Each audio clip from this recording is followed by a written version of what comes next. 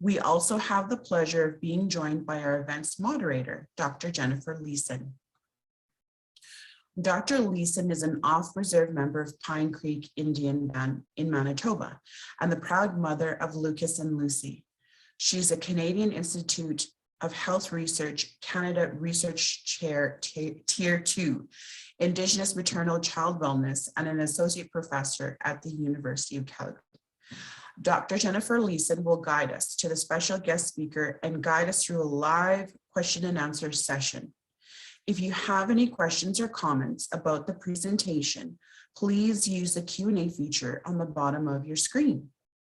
I will now pass the event to our moderator, Dr. Jennifer Leeson. Welcome, Jennifer. Thank you, Elisa, for hosting this event, and thank you for the introduction. Also, thank you to our elder Leona for opening prayer today. I have the honor and privilege of introducing our guest speaker today, Dr. Karla Jessen Williamson. Dr. Jessen Williamson is a faculty member in Education Foundations at the University of Saskatchewan and holds a PhD from the Department of Anthropology from the University of Aberdeen in Scotland. Formerly, she was the executive director of the Arctic Institute of North America, the first woman and first Inuk to hold this position. She is fluent in Danish, English, and Greenlandic, and is an educator and researcher on cross-culturalism, multiculturalism, anti-racism, and Indigenous epistemology. Karla is well-versed in how Inuit arrive at gender equality and how this arrived at in relationship to ancestors, animals, and the environment. Her teaching specializations include Indigenous epistemologies, oral traditions, and resilience as they relate to education. Dr. Jessen Williamson, it is a true honor and privilege to introduce you today and your presentation on the dreams of an Inuk Matriarch. And with that, I will pass it over to you.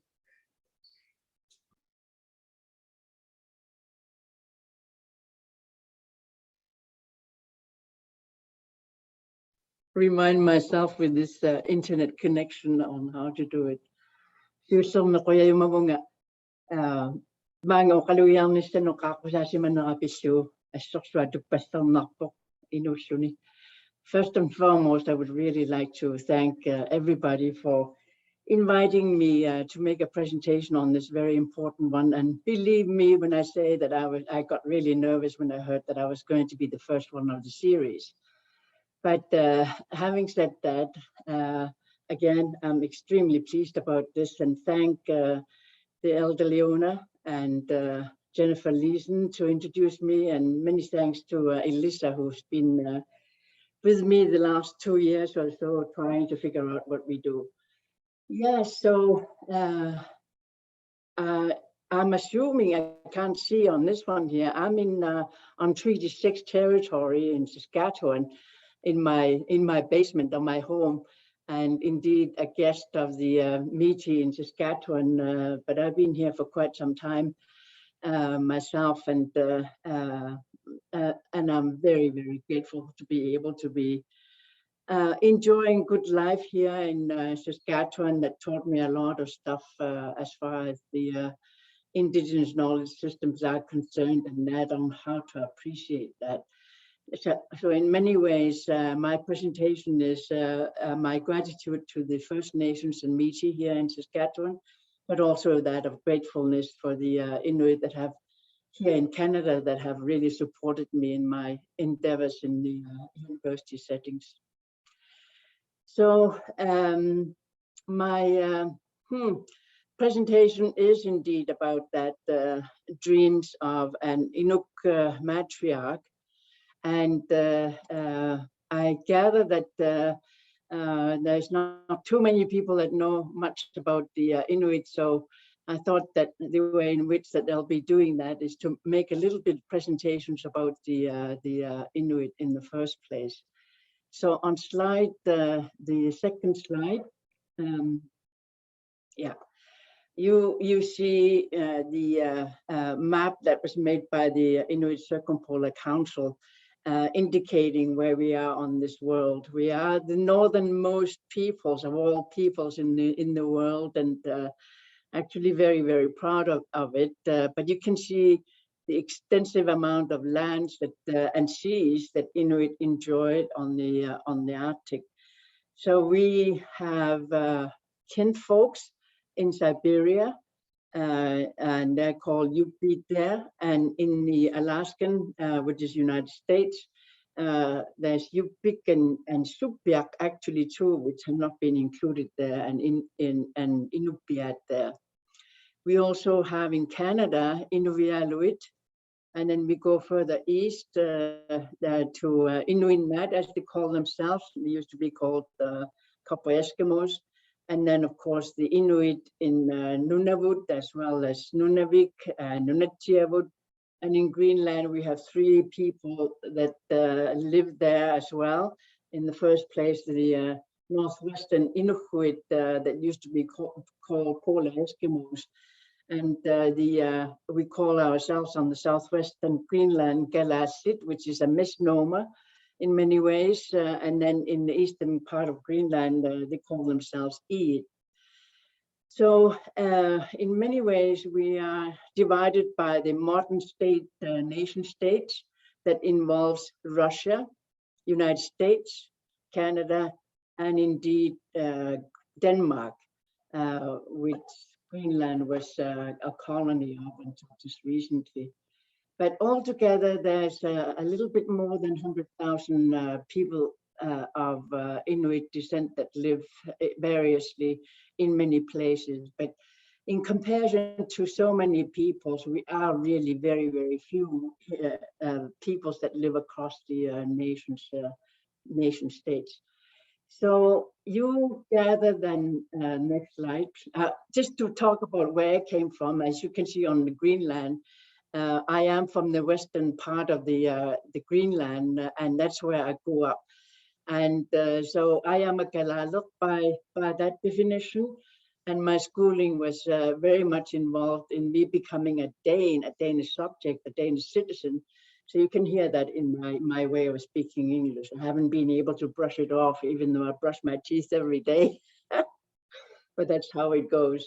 But Inuktitut language in itself has allowed me to have good long visits with people across the Arctic. And so I've been able to converse with many of the kinfolks in Canada as well as Alaska based on my own dialect.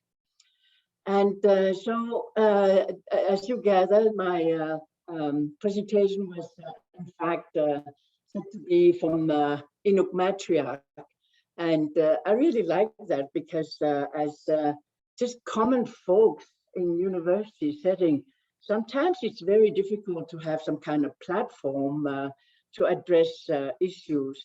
So, you know, I mean, here am I, no longer a young female, but getting up the age. And I do know that as a female that's post-menopausal stage actually has a lot of stamina still to be addressing issues. And that's exactly what many of the Inuit matriarchs are about, is that they are able to have good enough imagination as to what justice should be about. So I started creating that Inuk Matriarch platform, and I'm hoping that in the future that many others will be following that. And even though my family were laughing about my age and say, it's still a very, very good platform. So yeah, my daughter was saying she's actually very famous in her own right. Like Gruk is her name, and she won Sobeys Art Award just last fall. And at one point she was saying, I was born in matriarchy, and I was really struck by that. And I go like, yes, you were actually. And so I decided to show you pictures of my paternal and maternal grandmothers who were matriarchs on their own, because at the time when I was born, they were indeed widows and lived their long, long lives as you know, the matriarchs of the family. On the left side, you will see the tall young lady there. That's my father's mother. And she lived her matriarch life for more than 20 years, and was very powerful that way, very nice, easy, but very firm at the same time. On the right one, you would see my mother. My mother lost my father as a very young woman, so she was a matriarch on her own. And then her mother also lost her husband really early on in her life, insofar that you can see the son who is the youngest one. His father was passed away before he was born. So she herself, my maternal grandmother, was a matriarch for more than 50 years by the time that she passed away. So we worked very much in that situation where the matriarch really matter, and we respected each one of them. Of course, I am myself a matriarch insofar that my husband left us to another world more than 10 years ago. So I think it's a good platform from which to address issues that have been bothering us for quite some time. And I do know that as a young Inuit female with childbearing, and heavy social responsibilities, that we didn't necessarily have much time to do that, of figuring out what's bothering us. But in the Inuit societies, which are egalitarian in most cases, the address made by the Inuit women, particularly the elderly Inuit women, are listened to. And I do know that we are in many ways driven by restless, ever demanding spirits during the times that we have menstruations, and it's at this point sort of boiling up to something. And sure enough, in my reading, I did understand from Seum and Richkes back in 2019, when they wrote about this, that it is a good platform to make a spectacle of the colonization and patriarchy. And I have certainly gotten a lot of energy from there. Next slide, please. So I am a poet, and when I was invited to this situation, I go like, I got a dream. I had to just simply dream, and I do a lot of dreaming, so this poem came about. Dream with me in gentle as in bustful strength, tasting and feeling the rain and the strong wind, and the wind so strong as gentle as sunny days, awaiting the birds to praise the arrival of the day. Dream with me to ease the turmoil of doubts and trials, replacing failures and trepidation with stories of gazing stars, seeing the darkest moon, seeing the darkest floor of the forest, frolic in the winter moon, telling tall stories on days so mundane. Dream with me, breathing in tune to find leading threads of lives and insights so despairing to evoke souls and spirits to long for a relative harmony. I do know that dreams and premonitions and envisioning is a very important one in our Indigenous communities.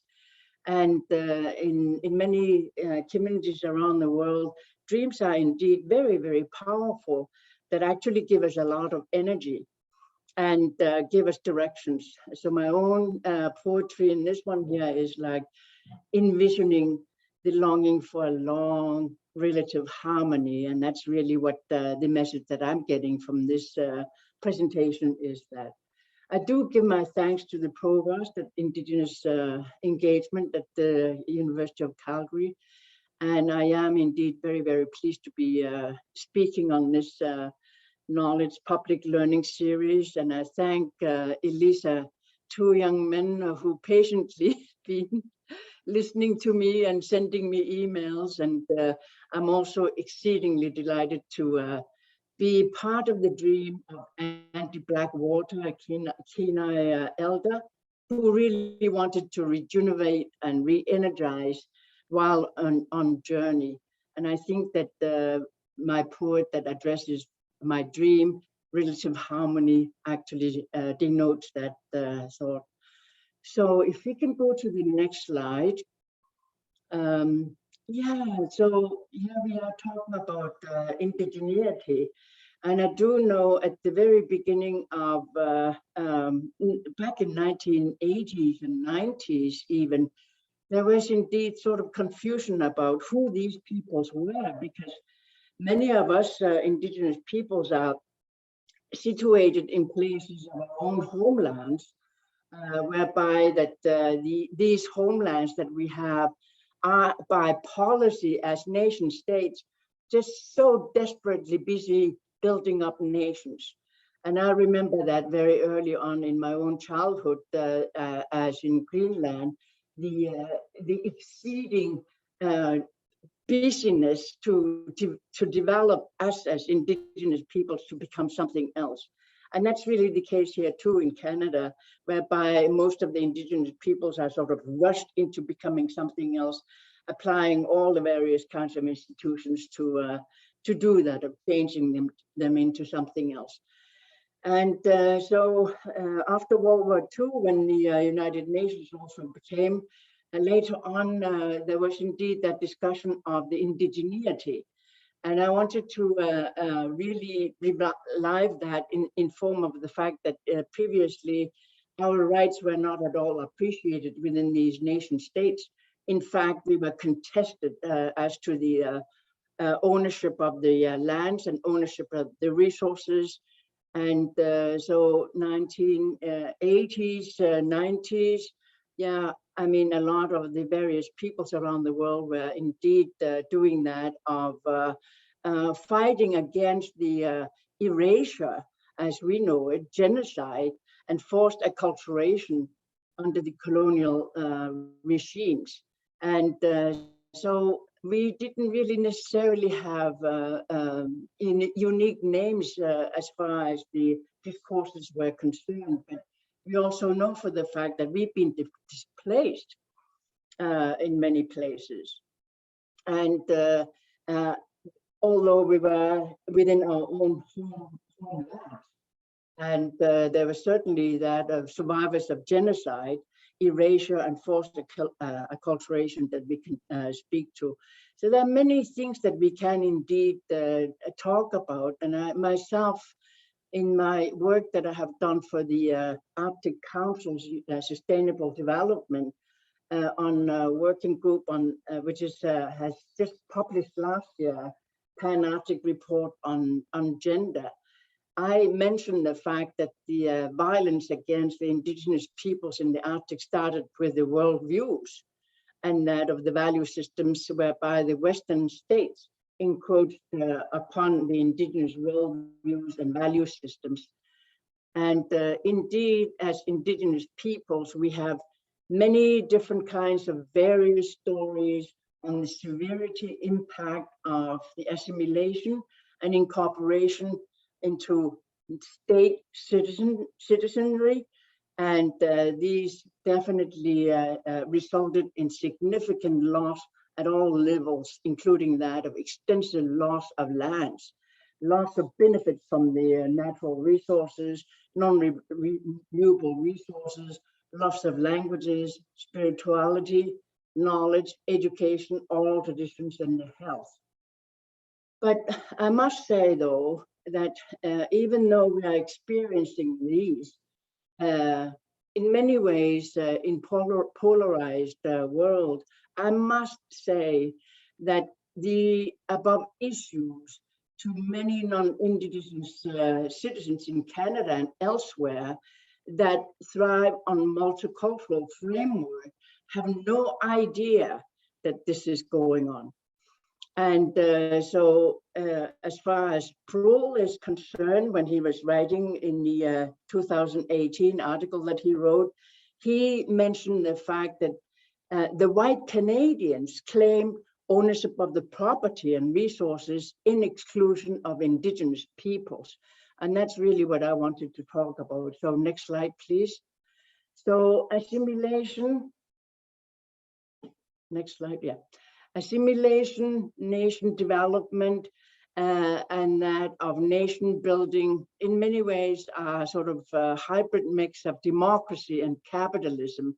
And here we put that forth. This is my hometown. This is actually where I was, married there with my husband back in 19 something. But the church was built in late 1700s. But so where we are involved in this timeline, as you can see, it's an ongoing one. And I want you to really look at the fact that we have a notion of a time as if it were the rightful thing. But here we are, 2022. And if you analyze it, you will realize that it's actually denoted to the time when Christian doctrine-oriented belief system made it so it was the only time that we kind of woke up and have some kind of social consciousness as to ethics and ways of doing. So enwrapped in that, Christianity and colonization took place, and we know that. And we also saw very, very strong assimilationist kind of ideas. And it wasn't until just later on that we are now here in Canada wrapped into this multiculturalism.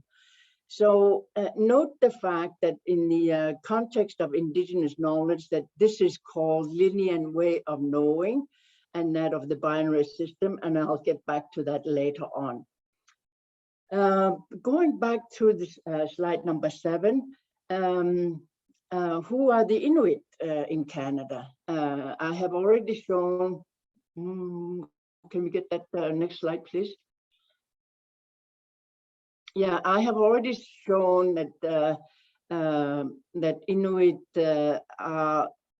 were not necessarily divided by the nations as such, nation states as we know them. But here in Canada, we are situated in a way that we have Inuit on the western side, Inuit later on, and then Inuit in elsewhere too, that they call themselves. And next slide. And you would see that Inuit are divided into 4 jurisdictions within Canada, insofar that these are divided into NWT, Northwest Territories, Nunavut, Nunavik in Quebec, and Nunavut in Labrador. There's very, very few of us. And within Canada, what is happened is that Inuit were sort of left out until just recently in form of Indigenous peoples or native peoples or whatnot, as far as the laws of Canada was concerned. It wasn't just, it was just only recently that Inuit entered this definition as Indigenous peoples, and by that, they are in fact very newcomers to the way in which that they've been exposed to the interventions from the state.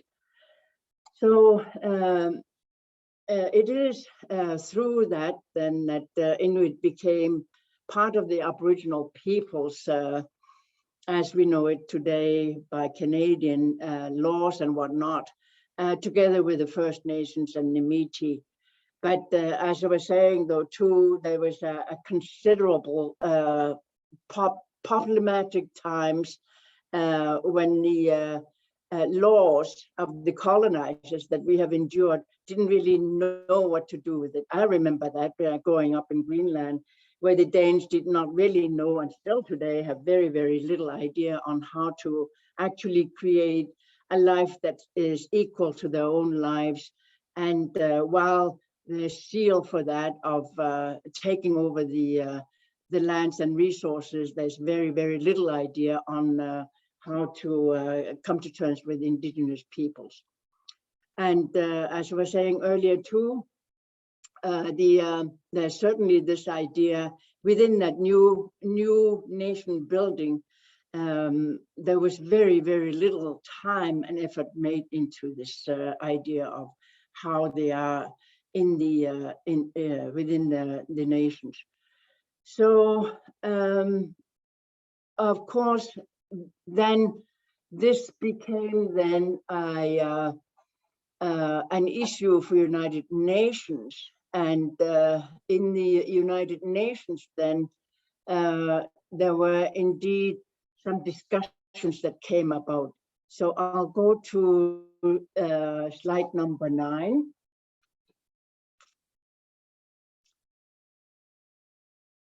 So slide number 9. Ooh. Okay. No. Yes, thank you. So on this slide number 9, I started looking at this democracy because of the fact that, you know, as a, you know, gung-ho individual going into this becoming assimilated, I really thought, oh my gosh, this is a really good idea like that of giving a vote to individuals. And it wasn't until much later on and my discussions on doing a better job and addressing and acuity to see where it's going wrong that I started looking into this idea of democracy.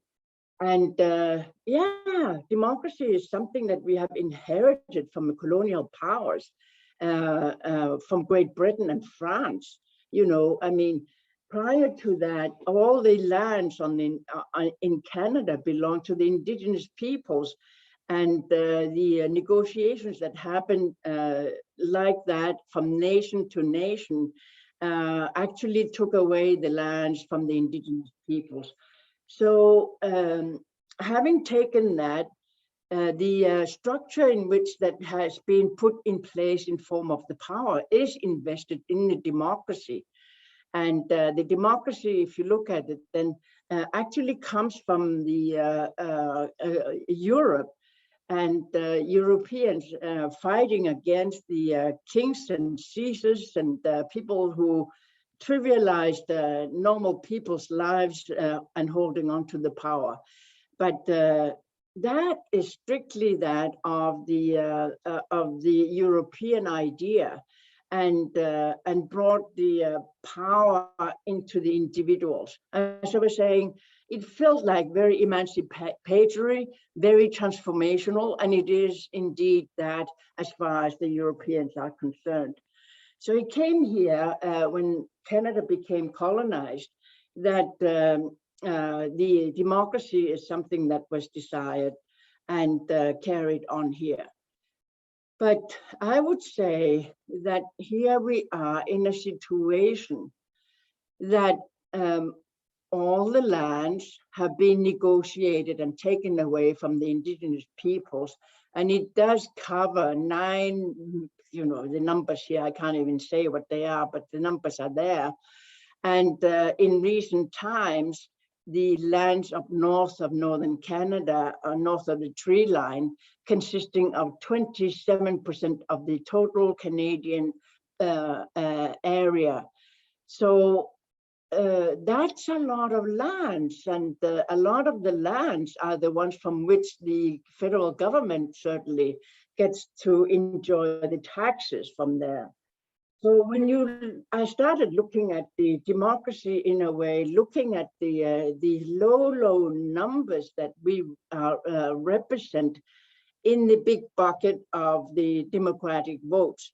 And you now see that as far as the Canadian experience in this one is concerned, is that the Canadian Inuit vote is less than 0.0185%. This is not even a drop in a bucket. It's like a drop in a huge ocean.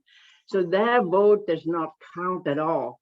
And considering that we are in a situation where every 4 years or so, we have voting system that allow the whole game to be done, the needs of the Indigenous peoples and certainly the needs of the Inuit needs have been sort of washed aside because of the extreme situation that we have as a minority group.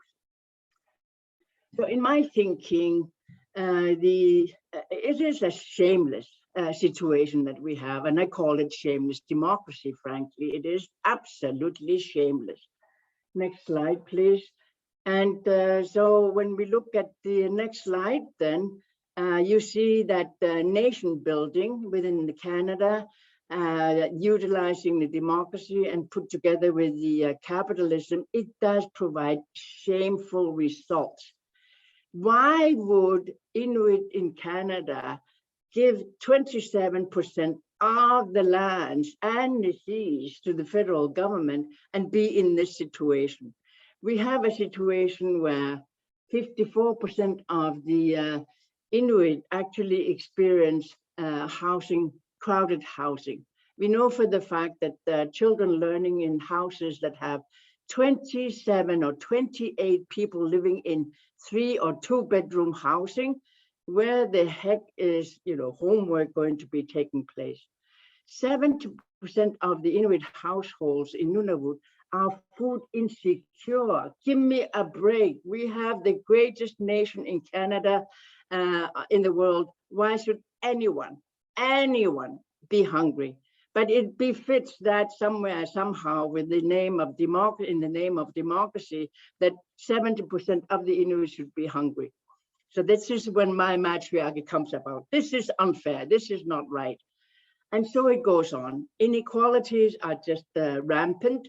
And as far as I can see, they are becoming more and more big issues that really have not been addressed in the name of democracy, in the name of capitalism, and in many ways, sidewashing the Inuit needs as extreme minority. And in my case, it begs for a difference. So next slide, please. So in recent years, the Truth and Reconciliation has been taking place, and Inuit, of course, has been really involved in this, as well as the rest of the Indigenous peoples. And for my purposes, what came to be is that there is so little education as far as the non-Indigenous peoples are concerned about the Indigenous peoples, that there is a very little capacity that we have here in Canada to do something about it. We also know for the fact that in that Truth and Reconciliation, it is about lies that have been sort of overtaking the truth as we see it. And much of the lives that we have led are more or less dictated by the written, where we come from, the oral traditions. So I see the Truth and Reconciliation to be sort of, in many ways, a conflict between the oral traditions and that of the written that we know from the Western ways of writing and whatnot. So next slide. I'm kind of rushing it to make sure I get to say what I wanted to say. So this speaker series were about transformational ideas. And in my case, I think that we really need to do that, of thinking about transforming democracy. It is a human-made. It's a thought that has been made to actually capture the power from the kings, from the Caesars, from queens in Europe. But it's never been translated into the Canadian grounds as to how we have to do a practice that is based on Canadian soils. And in my thinking, it is that the democracy, the value, should really be deconstructed in a way that it lands on the Canadian soils, in a way that we appreciate the fact that the Indigenous lands that have been given to the federal government in form of nation-to-nation one is the one that actually provides the taxes from which the Canadian people enjoy the goods. We need to redefine this. And we need to redefine this on the fact that there's good intentions that each of the treaties, land scripts, and that of the land claims, Inuit land claims, speak to that of equal partnership. I have absolutely no hesitation to say that Inuit had absolutely no desire to be the poorest of all Canadians. They have no desire to be that. They have no desire to be captured into this whole of that has been constructed by the Canadian democracy to be the poorest and least served in Canada. So I would really like to see that there be some great discussions on how to actually ground the idea of democracy into the Canadian soils in a way that represent the Indigenous giving the lands to the to Canadians. I would even ask, who of the Canadians, even today, give lands for the Canada? No any others than that of Indigenous peoples, First Nations, Métis, and the Inuit. They are the ones that gave the land from which that we can enjoy the good life. And as you can see, as of today, there's more than $396.8 billion in Canada that have is planned for next year, you know, annual thing. So goodness gracious me, why would anyone be homeless? Why would anyone be hungry? Why would there be any language loss with this kind of funding that is available? But again, it is up to the good people to try to figure out how to ground the democracy onto the Canadian soils and make some kind of recognition of the fact that the goodwill has made it possible for Canadians to enjoy the good life here. Next slide, please. So on our path, toward our path is some of the word that has been used. I have, in my own upbringing, as being an Inuk, has been really enjoying being able to be really well grounded in the values of the Inuit, and that has to be that of a relationship with the land. We belong to the land. Land does not belong to us, but the land we belong to the land wherever we are born.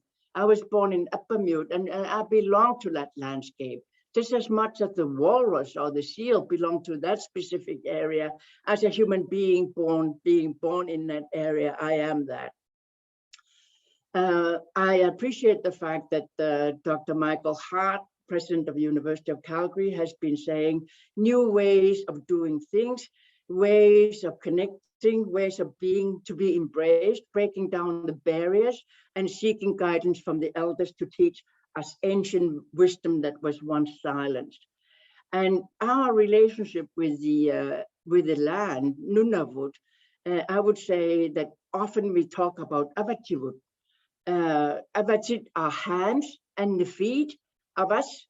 And as we go on the land hunting, being there, sun shining, you know, sailing, the hands and the feet are the ones that give us access to the land. And by that, it becomes part of us, in an extension of it. And I would also say that this is an important thing for the new, the new programs that I'm hoping would be happening in the future, that reverence to the land is something that needs to be done. Next slide, please. Am I running out of time? So, yeah. I'm sorry, Dr. Jessen Williamson, you have about 6 minutes. Okay, thank you. That's what I thought. So transformative reconciliation is really something that I really get enthusiastic about. And of course, as an Inuk, I have done a lot of that, of transforming myself one way or the other. And today I'm transforming myself to a matriarch. That's what. So in this one here, what I wanted to say is that for so many years with this idea of democracy, we have created institutions based on the Eurocentric ideas. So we have what we call the linear way of knowing, or the binary system.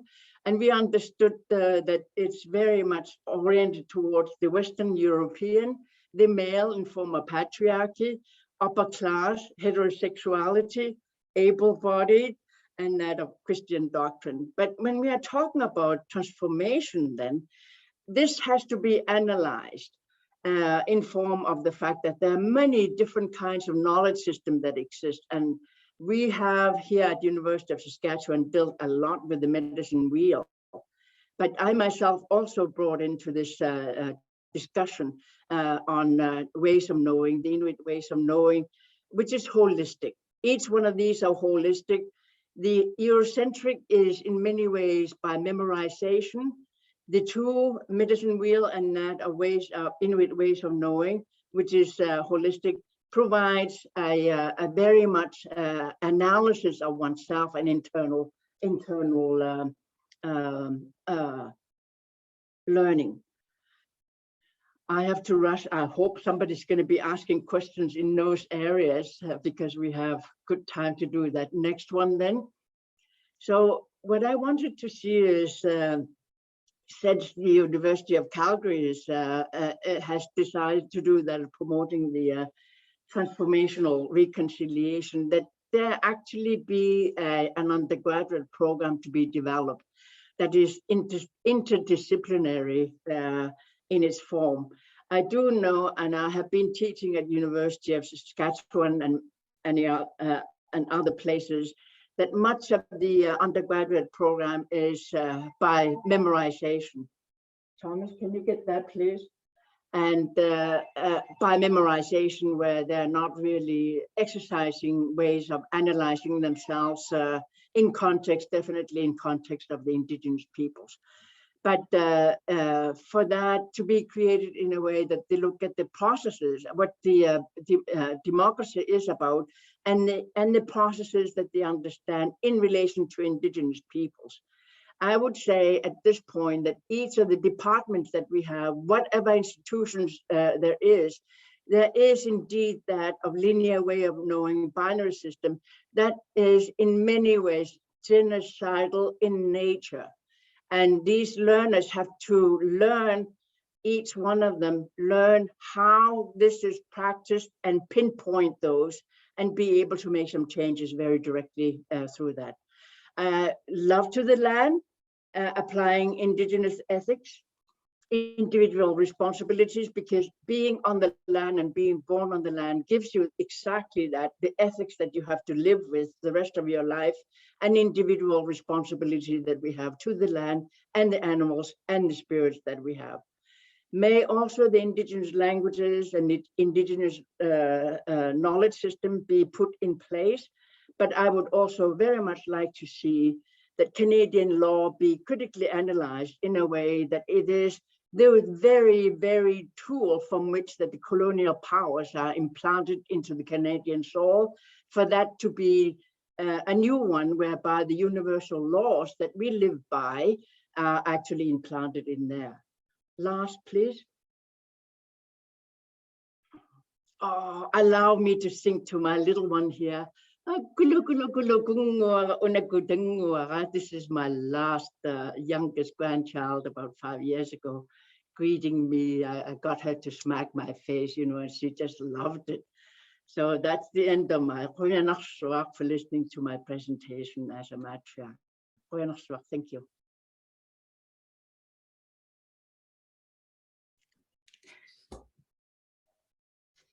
Thank you so much, Dr. Jessen Williamson. The last photo just brought a big smile to my face, and thinking about the roles of our matriarchy and the roles of our women, our parents, and, you know, taking care of not only the lands, but our children and generations to come. I'm so grateful for your presentation today. I don't even know where to begin. I was frantically taking all my notes like a good student. But I think there's three things that stood out for me. And I think one of the biggest kind of messages that stood out for me was, you know, the idea of shameless democracy and shameless results. And that I was just thinking about, you were sharing with the word democracy, and immediately as a statistician, I think about demographics, and you showed, the 0.0185 of the Inuit population, and how can we have a democracy when yet the population, a voting population, isn't kind of contributing to that power. And so speaking to the inequity of that power. And I loved how what you said about that, it's really about transforming democracy and redefining equal partnerships. And that, that this ultimately comes from, responsibility of our matriarchy. And I loved your poem of dreaming that back to life, or redreaming, reimagining through your poetry and through your art and through those traditional teachings and connections and resurgence and revitalizing. And I'm so grateful, so overwhelmed, and just so humbled by your presentation today. I'm wondering, and I know we'll get to questions from the others. I'm wondering if you could share a little bit more, as the first woman, or as the first Inuk with Ina, as the first of our speakers, as the first kind of leader and, thinker of what is the role of the matriarchy? What is the power of that matriarchy? And what advice or direction do you give to others kind of following you in your footsteps and the next generation to come? Oh, and I'm sorry, you're just on mute. Yeah, I have to say that I had just become the chair of University of the Arctic, which is a online university on Indigenous issues, that they called it. And I said, no, that's not how it's done. Let's do something, You're talking to a postmenopausal woman here who's really tired of seeing things the way that they have been done, and let's do something different. So we are now in the committee that actually wants to look at the proposals and whatnot from the point of view of the ethics as we see it, from the point of view of what we do on our lands. And I think it's a very important one. We are egalitarian. Men and women and many kinds of gender and sexualities are part of us. They are in, so it's for me, it's love. I mean, I have received so much love for my, my maternal and my paternal grandmothers, and of course my own mother too. And it's like, wow, it's like, so without that, nothing really means anything, really.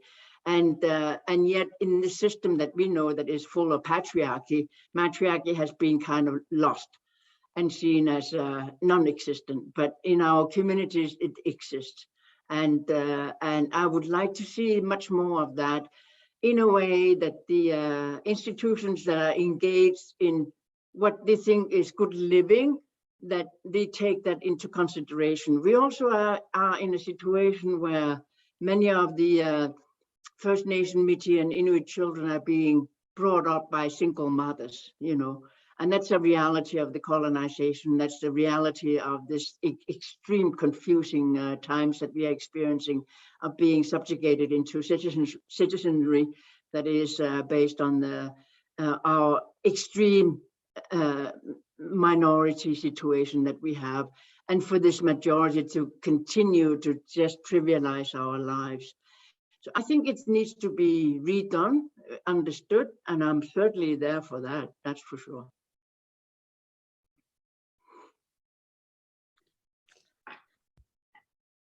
In your poem, can you maybe speak to the inspiration of your poem and your hopes and dreams for the future? Yeah, you know what? I live on this beautiful, beautiful lands on Treaty 6 and the Métis lands. And it has allowed me to do that of really connecting to the nature that I always love. I have always been a huge fan of hiking, hunting, camping, fishing, so I do all my cooking still very sort of raw and whatnot. And these are the ones that keep on continue to nourish my spirit. And, and we can have really mundane days, really boring days.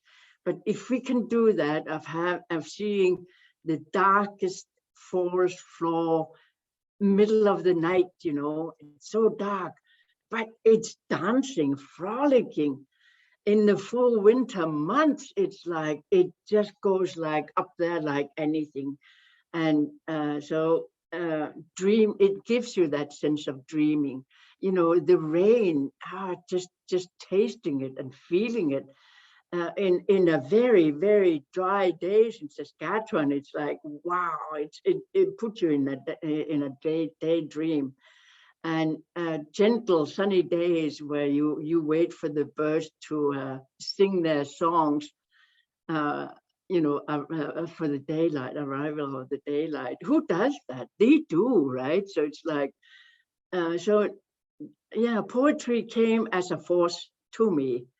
I used to do poetry when I was going to high school in Denmark, but it was very, very scary. It was very bitter. I didn't want to have anything to do with it. But lately it's been coming to me in really great force that has been nourishing my soul and the spirit, you know, for the benefit of my physique. Yeah. If I may share, you know, sometimes our work is very difficult, you know, being firsts in the academy or first in other situations, and you know, having to fight, you know, for housing or food security, or, you know, those income inequalities, and fighting for land, fighting for place, fighting for a voice, you know, it's a constant struggle. So I just want to say how much I appreciated your inspiring talk today, because I think it's a reminder to stay connected, to stay grounded, to stay true, to stay rooted in culture, rooted in matriarchy, and keep fighting, keep pushing forward to fight for that transformation, and, you know, to create space for those redefinitions. And I guess I love what you were saying, and maybe you could expand on this before we go to the question and answers. And I'm sorry if I'm mispronouncing it, but Avativut. Yeah. We belong to the land, or I am of the land. Can you maybe speak and expand on that more? Yeah, so I think I said that in my introduction, is that I was born to a teeny little place, and Appamute is what it's called. And it's one of these outpost camps that was closed down back in 1950s and 1960s in Greenland, and Newfoundlanders have also experienced that a lot. The same thing, where these little towns, teeny towns, were closed down for the benefits of the bigger ones.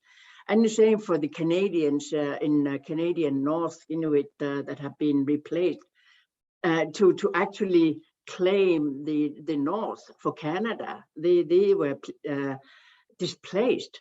Many of them were displaced. And of course, my own displacement was there too. But so even today, I very, very definitely introduce myself as being born to that specific spot.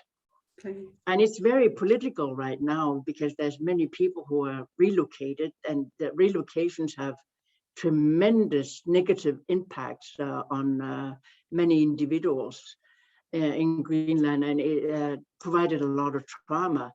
But unfortunately, because of political things, intergenerational trauma is not something necessarily that you hear. But yeah, we belong to the land. That's you know, I remember doing my master's thesis research in Bennotor Pangnastonga, as it's called in English, in Nunavut, and the old men that I was just chatting with, they couldn't believe that Kastunat, as they would call them, these Southerners, would have any claim to their land, because they don't understand how soul and spirits, they work. They have no understanding on how wildlife works, and how dare they come to Nunavut and claim that it's Canadian soil, you know.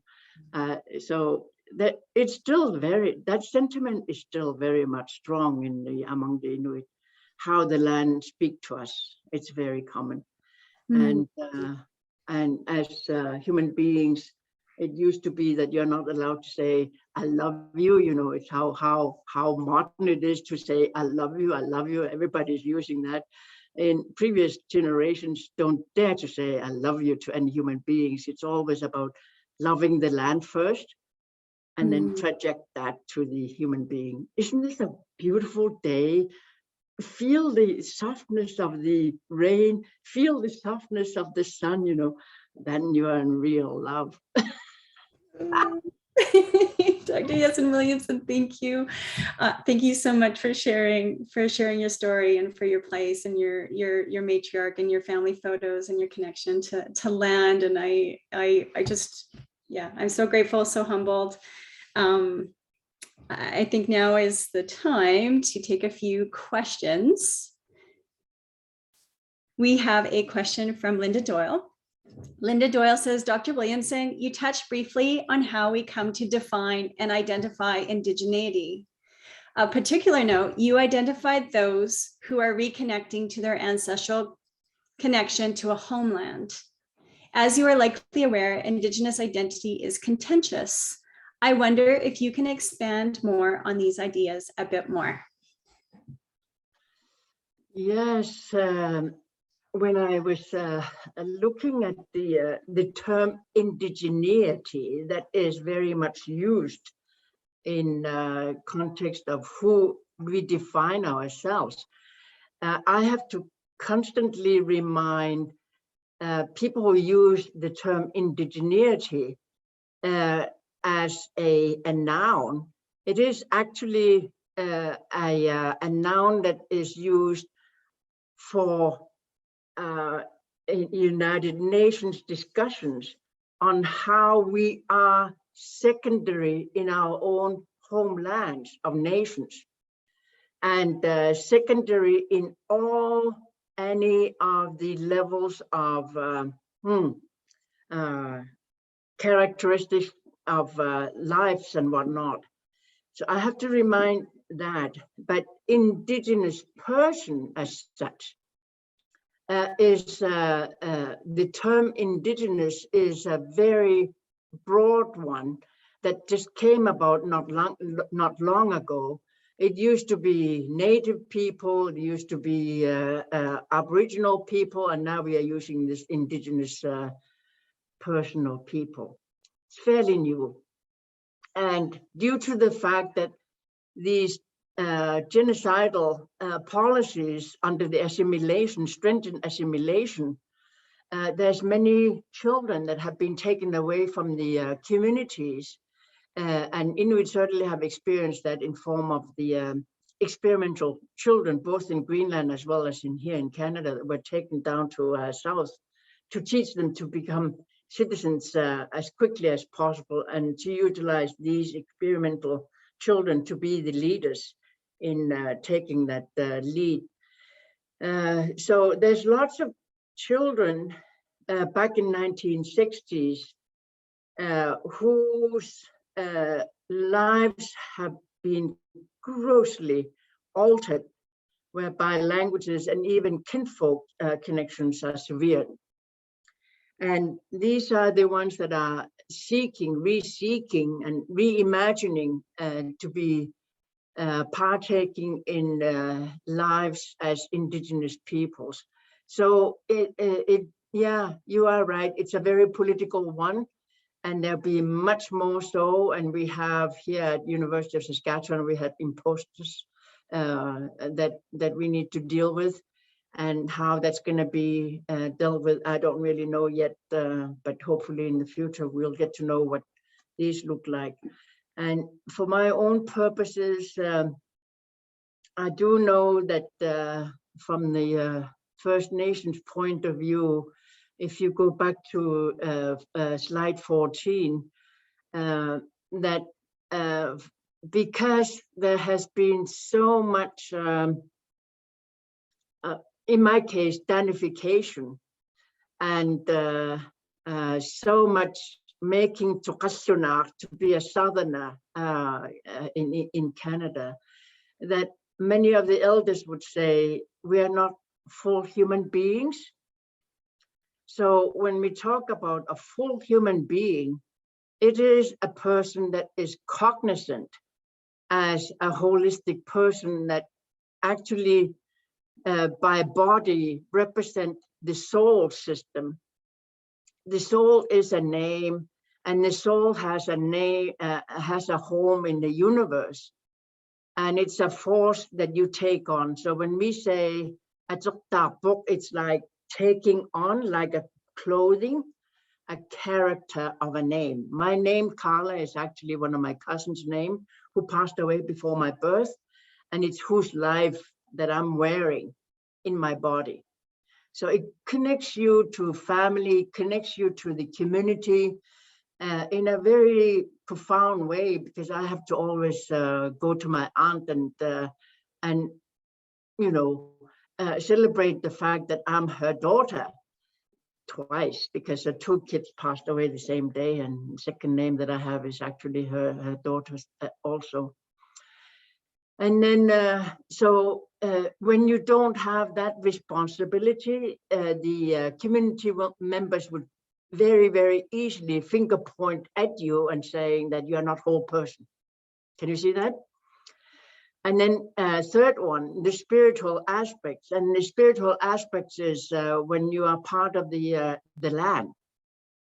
The land has a spirit on its own, and animals have spirits on their own that they deal with. And as human beings, we, as I was saying, we belong to the land. The spirit is the one that allows us that.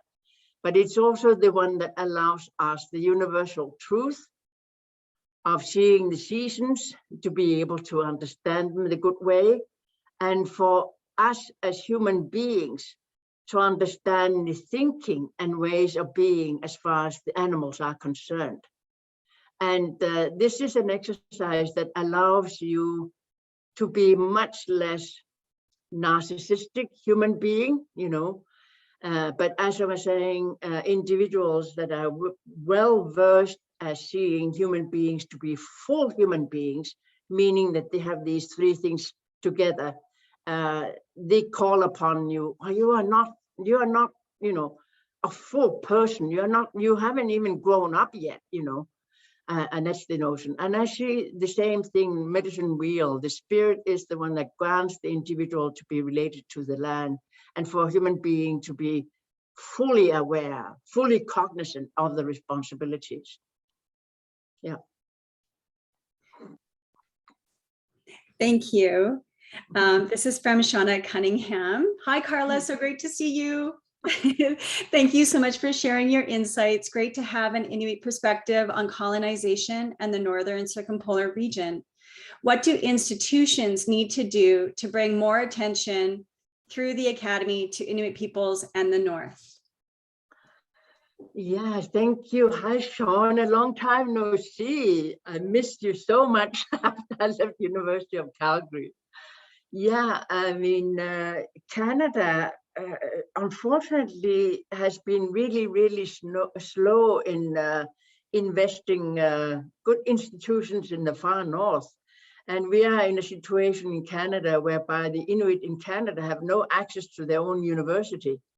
There's various cancer programs that are offered through partnerships of various universities, like this university partnered up with the Arctic College and just delivered a law program, but employing lots of Inuit and whatnot and Inuit thinking. But it is a travesty as far as I'm concerned that there's no university for the Inuit. There's one in the Yukon, but Yukoners, you know, have ownership of it, and I don't know how much of the Inuit input there will be on that university. That's the first university far up north. That's the University of Yukon. We have a long way to go yet, and I think that there's a real need for extension on, if you look at the slide 15, please, a real need for the World Indigenous Higher Learning certification that can happen from that. And whereby you create universities based on Indigenous languages, Indigenous ways of knowing, that are significantly different from that a hierarchically oriented university setting. So I'm hoping in the future that if the University of Calgary is intending to create an interdisciplinary undergraduate program, that there'll be elders and knowledge holders qualified to be partaking in that have actually been, as a program, certificated by the World Indigenous Higher Education Certification. I know that the Sami of the Scandinavia, they run their university this way, and where they have certification from that WINHEC.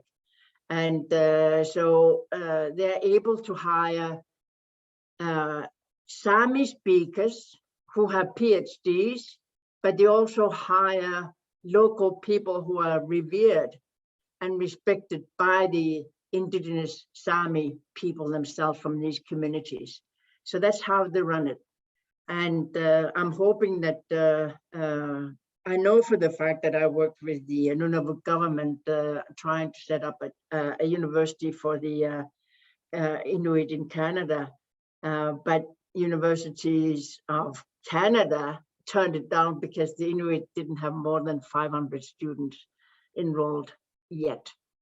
And so I'm hoping that in the future that they'll be taking, that Inuit here in Canada will be taking a route through the World Indigenous Higher Education Certification and get their university going, because the Indigenous knowledge and languages are still very strong, as far as I know, in Northern Canada. And they have participated quite a bit on the uniqueness for that. But certainly, I think that Canada can do extremely well in showcasing Indigenous knowledge and Indigenous languages at university level.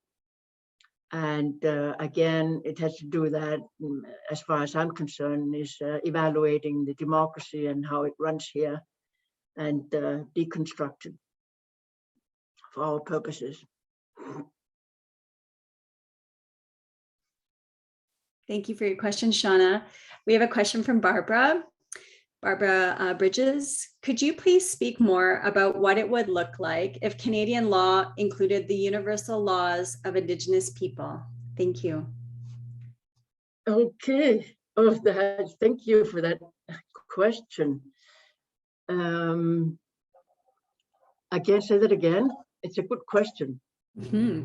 Could you speak more about what it would look like if Canadian law included the universal laws of Indigenous peoples? Yeah, what would it look like? Yes. For example, architecture, taking seasonality in reality and using the geothermal, for example, in housing. That's a universal law, right? It's we as human beings, we have no control over that. But if we somehow did that in a way that's recognized the universal laws for that, I think we'll be gaining a heck of a lot more insight and gain from it. The colonial law system that we have is has a way of looking at the human being as the last best creation of the whole creation. It's very, very egocentric and anthropomorphic emphasis on the human being. And in a way that all across the world, we have now lost 65% of all, creation of species. We lost 65% because of this situation. And applying that to the as a form of universal law, we would have been much more respectful of animals and the lands the way that they are, instead of insisting on using the land for the purposes only for the human beings. And I would say that the care of ethics that I was referring to as in Abachivut, Abachitini, needs to be put in place in a way that we operate. For example, on the 6 seasons that Inuit have, we have 6 seasons, not 4. And I do know that among the Cree that 13 moons are utilized.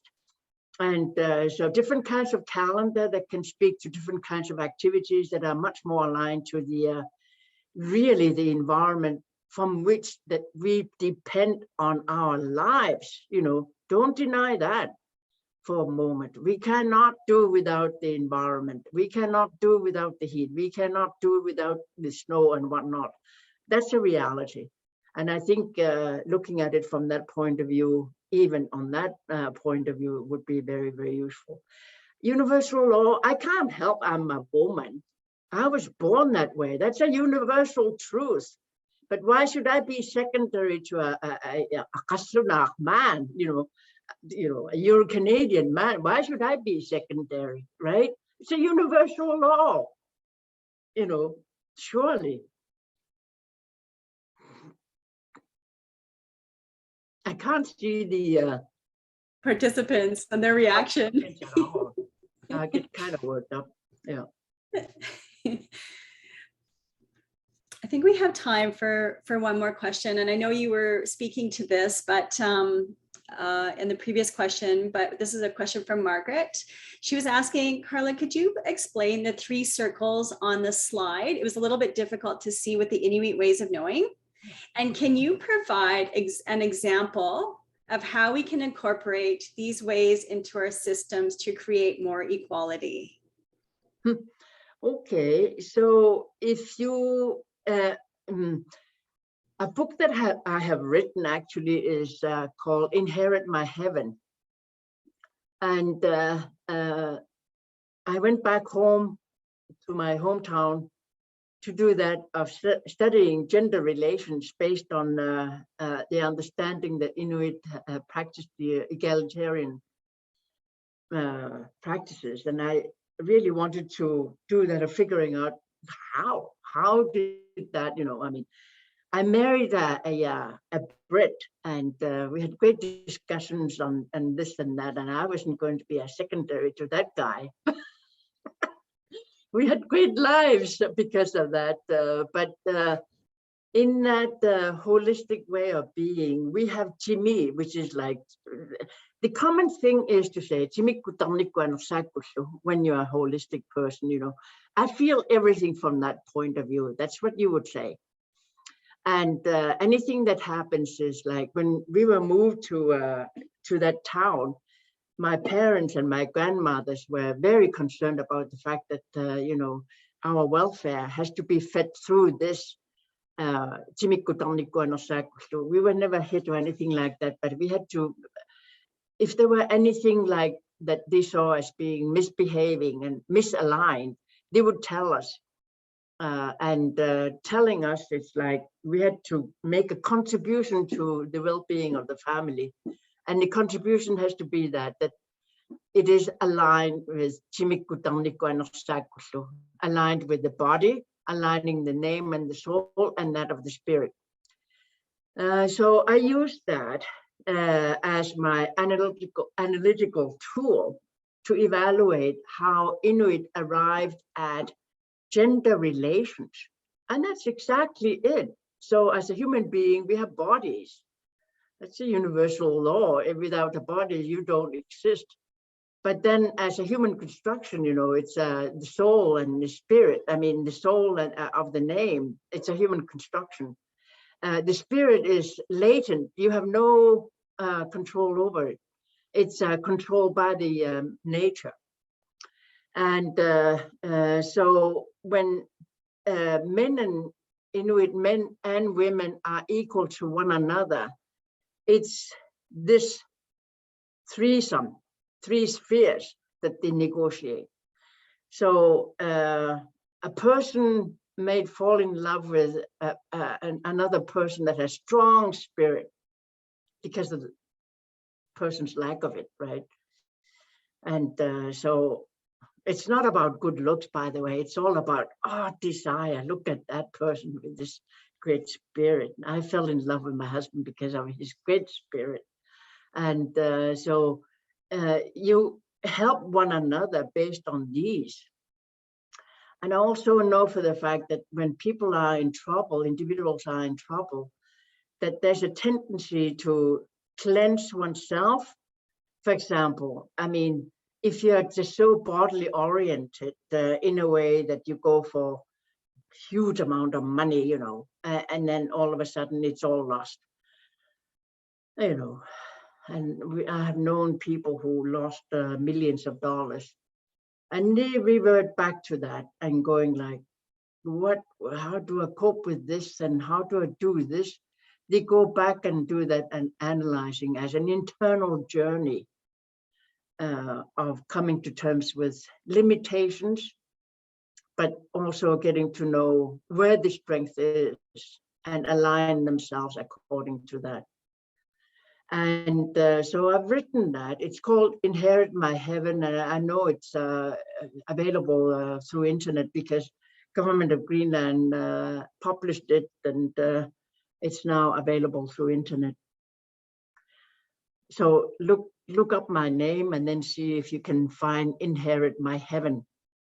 And the title of it is because that I realized that in that linear way of knowing, as us becoming Christians and becoming citizens, that the Christian missionaries stole our notion of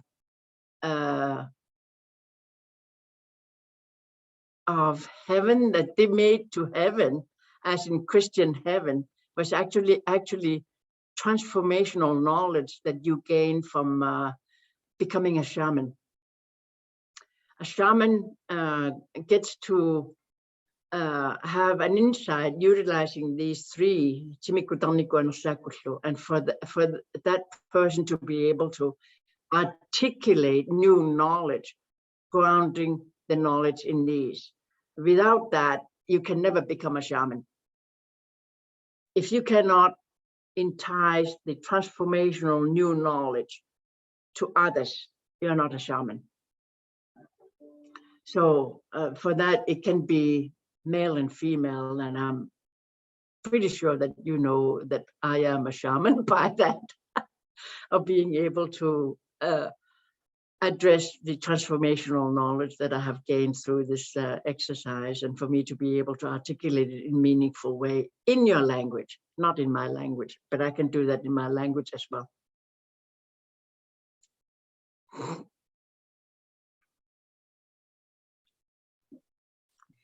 There you go. Somebody put that on right there. Yeah, I did. I hope you don't mind. I Googled it and then I put it in the chat box. Good for you. Thank you. Thank you, Dr. Jessen Williamson. I'm not sure if we have time for one more question, because some of the questions are quite extensive. So I just want to say some of the beautiful comments in the chat box, and some of our attendees are just thanking you so much for your wisdom, for your sharing. Thank you. You have opened my eyes to understanding. So many amazing questions and comments. Sorry, I'm just looking in through these. Very, very thought-provoking. I appreciate your candor. Shameless democracy and the shameful outcomes are a very powerful message. Thank you so much for sharing. Thank you. Thank you. Dr. Williamson, just a huge thank you. I'm just kind of scrolling through here these, and just expressing their gratitude and gratitude for your sharing in matriarchies, and the matriarchies in every space. Wonderful. Thank you so much for sharing your valuable information. Thank you. I was just wanting to participate more in our seminars and hearing of personal perspectives and experiences.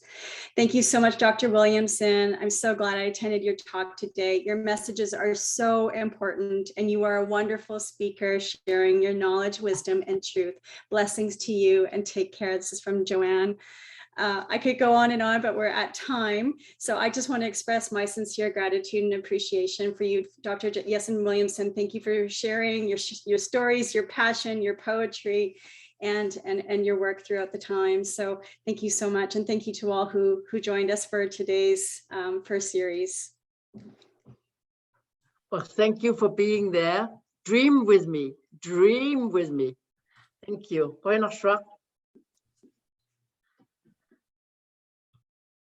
It has been a pleasure. Thank you, Elder Leona, for starting us off in a good way. Thank you, Dr. Jessen Williamson. Great presentation. And thank you, Dr. Leeson, for moderating this discussion. And also thank you to my team member, Lynn Matoska, for all of the work that you have put into this webinar. We hope today's presentation will inspire conversations around transformative reconciliation and in building good relations between Indigenous and non-Indigenous peoples. I'm grateful and appreciative to be able to engage in this process by way of the work that I do with the Indigenous strategy, and by having opportunities such as this to listen and learn from Indigenous scholars. We invite you to attend the next event in the series on April 14th. Featuring Willie Ermine, who will be speaking to Ethical Space. Right now, you can click on the registration link in the chat. This event has been produced by the Office of Indigenous Engagement and Etapatope, which guide UCalgary on its path of transformation and communicate its commitment and responsibility for truth and reconciliation. We have also put the link in the chat if you would like to learn more about the University of Calgary's Indigenous strategy. Thank you to everyone who attended this webinar. Please enjoy the rest of your day. Take care.